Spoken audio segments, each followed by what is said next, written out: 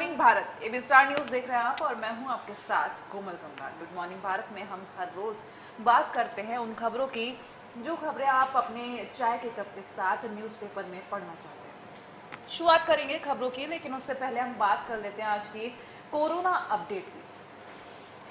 Corona update के बारे में अगर बात करें तो पिछले 24 घंटों की स्थिति हम भारत में जानेंगे और अब तक की स्थिति क्या है वो जानेंगे। तो पिछले 24 घंटों की पहले बात कर ले तो ये आंकड़ा 67,708 रहा है। कोरोना संक्रमितों की संख्या अब तक की बात करें तो ये आंकड़ा 73,07,000 रहा है। वहीं अगर हम बात करें एक्टिव केसेस की कि इस आंकड़े में से कितने केस ऐसे हैं जो एक्टिव है, 8,12,390 लोग अभी भी कोरोना से जंग लड़ रहे हैं।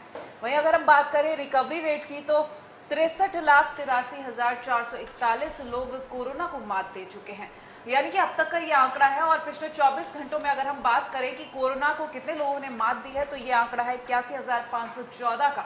81,514 लोगों ने कोरोना को पिछले 24 घंटों में ही मात दे दी है।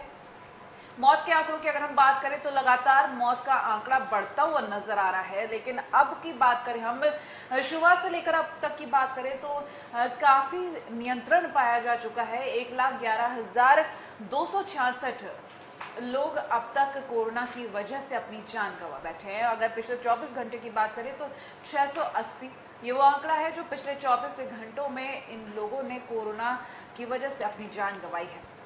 अगर हम राज्यों के अनुसार बात करें तो यह आंकड़ा महाराष्ट्र, आंध्र प्रदेश, कर्नाटक, तमिलनाडु, उत्तर प्रदेश, दिल्ली, ये कुछ राज्य ऐसे हैं जो कोरोना की वजह से बुरी स्थिति से गुजर रहे हैं, जहां पर कोरोना के हालात अगर देखें तो काफी बेकाबू होते नजर आ रहे हैं। वहीं अगर हम महाराष्ट्र की बात कर ले, महाराष्ट्र में शुरुआत से ही आंकड़ा काफी तेजी से बढ़ता हुआ नजर आया, लेकिन आगे क्या स्थिति रहेगी ये तो आने वाला वक्त ही बताएगा। अभी की बात करें तो कोरोना पर नियंत्रण पाने की कोशिश की जा रही है, चूंकि कोई वैक्सीन नहीं बन पाया है, लेकिन फिर भी रिकवरी रेट जिस तरीके से बेहतर होता जा रहा है वो काबिल तारीफ है।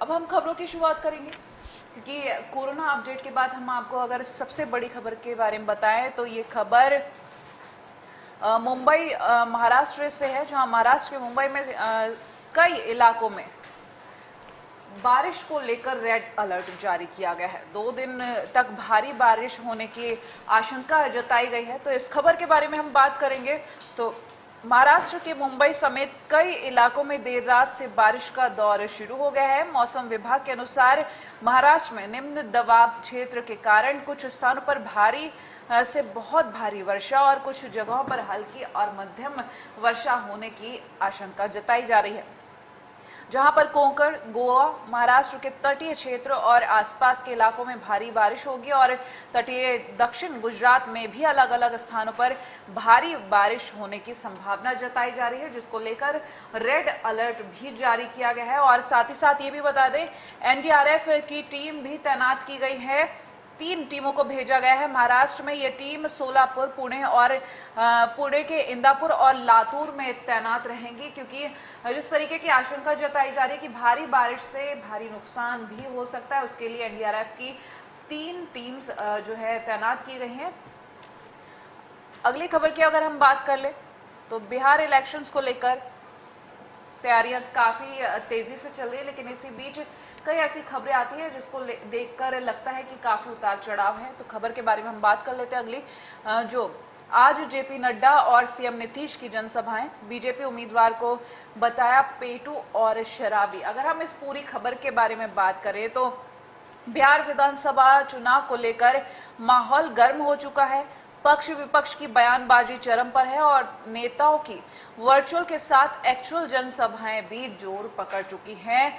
गुरुवार को भारतीय जनता पार्टी के राष्ट्रीय अध्यक्ष जेपी नड्डा रोहतास और औरंगाबाद में चुनावी सभाएं करने जा रहे हैं। अगले कुछ दिनों के भीतर प्रधानमंत्री नरेंद्र मोदी और अमित शाह की जनसभाएं भी होने वाली हैं। तो बिहार विधानसभा चुनाव को लेकर आपको बता दें शुरुआत से ही काफी सारा घमासान देखने को मिला। अब की बात करें तो आज जेपी नड्डा की जो मीटिंग है, जनसभाएं होंगी, आज से शुरुआत हो जाएगी। आने वाले वक्त में पीएम नरेंद्र मोदी की भी जनसभाएं देखने को मिलेगी। साथ ही साथ हम आपको ये भी बता दें कि इससे पहले पीएम मोदी ने काफी सारी सौगातें दी हैं बिहार को। अब देखने वाली बात होगी कि किस तरीके के नतीजे रहने वाले हैं। क्या जो बीजेपी की तरफ से जो अनाउंसमेंट्स किए गए हैं उनका कोई फायदा होगा इसमें, या फिर जनता अपनी मर्जी से आगे चली? क्योंकि अगर हम देखें सौगात जो दी गई पीएम मोदी की तरफ से वो जनता के हित में दी गई, और अगर हम जनता की बात करें तो जनता भी स्वतंत्र होकर अपना मतदान करेगी, और मतदान किसके पक्ष में होगा ये 10 नवंबर को पता चलेगा। अगली खबर के बारे में हम बात कर लेते हैं। तो केंद्रीय मंत्री नितिन गडकरी आज करेंगे कुछ महत्वपूर्ण ऐलान, और वो ऐलान क्या होंगे वो हम आपको बताएंगे। जोजिला सुरंग के निर्माण की शुरुआत होगी, जिसका ऐलान आज वो करने जा रहे हैं। वही अगर हम अगली खबर की बात करें तो कोरोना वैक्सीन की जो हम बात कर रहे थे कि शुरुआत से ही कोरोना वैक्सीन को लेकर काफ़ी ज़्यादा असमंजस देखा गया, उसको लेकर अगर हम बात करें तो रूस की दूसरी वैक्सीन एपीवैक कोरोना को मंजूरी मिल चुकी है। राष्ट्रपति पुतिन ने खुद बड़ी घोषणा की है। इससे पहले कि अगर हम वैक्सीन की बात करें तो रूस की जो पहली वैक्सीन वो स्पुतनिक वी रही है, जिसको राष्ट्रपति पुतिन की तरफ से बहुत ही सफल वैक्सीन के रूप में माना गया। लेकिन अगर हम बात करें इस वैक्सीन के बारे में तो WHO की तरफ से साफ कहा गया है कि ये वैक्सीन उतनी असरदार नहीं है, क्योंकि 50% ही सिर्फ कहा गया है कि यह वैक्सीन कोरोना के लिए कारगर है। क्या आगे ये दूसरी वैक्सीन कितनी काम करती है, कितना आगे और बढ़ती है, ये तो देखने वाली बात होगी। लेकिन फिलहाल रूस की तरफ से दूसरी वैक्सीन सामने आ रही है। अगली खबर के बारे में हम बात करेंगे तो नेशनल खबर लेंगे एक, जिसमें कोरोना को भी लेकर खबर है। मध्य प्रदेश की खबर, चुनाव आयोग के आदेश पर दतिया के एसपी को हटाया गया। ये नेशनल खबर जो है नेशनल कॉलम में कुछ स्पेशल न्यूज की अगर हम बात करेंगे तो ये खबर होगी APJ Abdul Kalam birthday anniversary को लेकर अंतिम समय में भी दे रहे थे कॉलेज के बच्चों को शिक्षा। इस खबर के बारे में अगर हम बात करें तो ये खबर अपने में ही काफ़ी ज़्यादा खास है। खबर की बात करें तो ऐसे विरले ही लोग होते हैं जिनके जीवन में तमाम तरह के अभाव होते हैं, मगर उन अभावों के बाद भी वो अपने सपनों को पूरा करने से पीछे नहीं रहते। मन में अपने सपने को पूरा करने का जुनून रहता है, जिससे वो पूरा करके ही मानते हैं। तो देश के 11वें राष्ट्रपति के तौर पर शपथ लेने वाले एपीजे अब्दुल कलाम भी ऐसे ही विरले लोगों में से एक थे। उनका बचपन का सपना एक पायलट बनने का था, मगर जब वो उसमें कामयाब नहीं हो पाए तो उन्होंने वैज्ञानिक बनने की ठानी, जिसके बाद जब वो देश के राष्ट्रपति बने थे तो उन्होंने काफ़ी लोगों को इंस्पायर किया।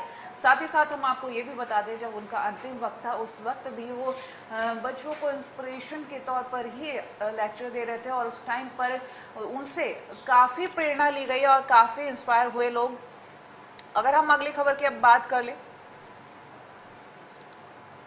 एक बार फिर से हम बिहार चुनाव को लेकर बात करेंगे तो बिहार में आज सीएम नीतीश की 4 जनसभाएं हैं और निशाने पर रहेगा लालू परिवार।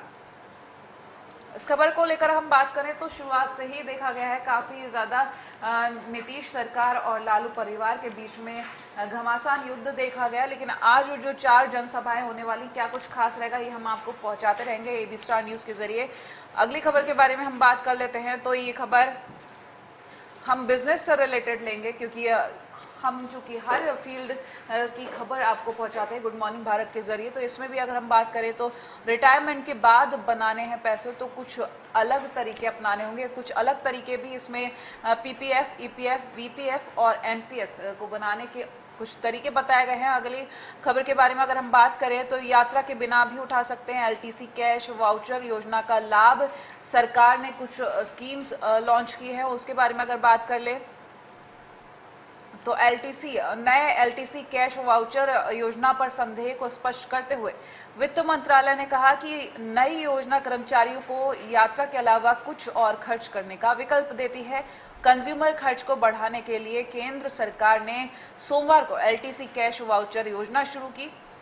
केंद्र सरकार और सार्वजनिक उपक्रमों के कर्मचारी अब लीव ट्रैवल कंसेशन या लीव ट्रैवल अलाउंस के कर मुक्त हिस्से के बदले में वस्तुओं और सेवाओं को खरीदने के लिए योग्य हो सकते हैं। वहीं अब हम अगली खबर की बात करेंगे तो टेक ज्ञान को लेकर ये खबर की बात करें। फ्लिपकार्ट पर मोबाइल फोन्स और इलेक्ट्रॉनिक्स की बड़ी सेल लगने वाली है। अगर हम फोन्स की बात करें तो ये खबर MI के फोन को लेकर 108 MP कैमरे वाला MI 10T भारत में दस्तक देने वाला है।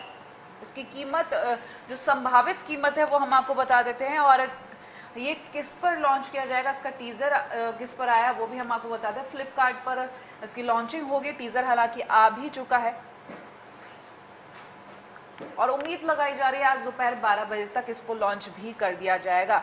तो जिस तरीके से हम इस मोबाइल फ़ोन की बात कर रहे हैं तो MI 10T सीरीज़ भारत में आज दोपहर 12 बजे लॉन्च कर दिया जाएगा।